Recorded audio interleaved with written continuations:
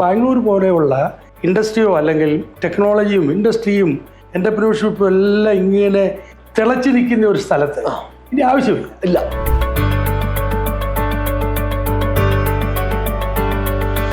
കേരളത്തെ സംബന്ധിച്ചിടത്തോളം ഇത് തിളക്കില്ല, ഇങ്ങനെ നിൽക്കുക താഴോട്ടാണ്. അങ്ങനെ നിൽക്കുന്ന സ്ഥലത്ത് അതിനെ ഒന്നും മാറ്റുക എന്നുള്ളതായിരുന്നു. അതൊരു കൺവിൻസ്ഡ് ആശയം തന്നെയായിരുന്നു. Unless government comes and help this people, give them that thing.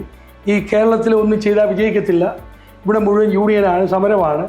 അതുകൊണ്ട് 10 പേര് കൂടുതൽ വന്നു കഴിഞ്ഞാൽ ESI വരും, PF ഒക്കെ. ഞാൻ ആ ലേബറിൻ്റെ എക്സ്പീരിയൻസ് കിട്ടുക. 10 പേര് കൂടുതൽ ജോലിക്ക് വെച്ച് കഴിഞ്ഞാൽ ESIയും PFും വരും.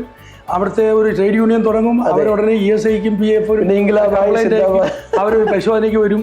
അപ്പോൾ അയാളോട് പറയും നീ അരിയേഴ്സ് എല്ലാം കൂടി ഇത്ര രൂപ ഫൈൻ കൊടുക്കണമെന്ന് പറയും. അതോടെ അവൻ നിർത്തി. അപ്പോൾ ഒരു 20 പേര് 30 പേരൊക്കെ ഇതെല്ലാം എൻ്റെ മനസ്സിൻ്റെ ഉള്ളിൽ കിടപ്പുണ്ട്. അപ്പോൾ ഇതിൻ്റെയൊക്കെ അപ്പുറമായിട്ട് പോയി ഗവൺമെൻറ്റിൻ്റെ സപ്പോർട്ടോടുകൂടി വളർന്നു വരുന്ന ആളെ, അയാളെ നമ്മളെ സമൂഹത്തിൻ്റെ ഒരു ശത്രുവായിട്ടല്ല, സമൂഹത്തിനെ ഹെൽപ്പ് ചെയ്യുന്ന, ഇവിടെ ജോബ് ക്രിയേറ്റ് ചെയ്യുന്ന, ജോബ് സീക്കേഴ്സിൽ നിന്ന് ജോബ് പ്രൊവൈഡേഴ്സ് ആക്കി ചെറുപ്പക്കാരെ മാറ്റുക എന്നുള്ള ആശയം കൊണ്ട് തന്നെയാണ് ഇത് തുടങ്ങിയത്.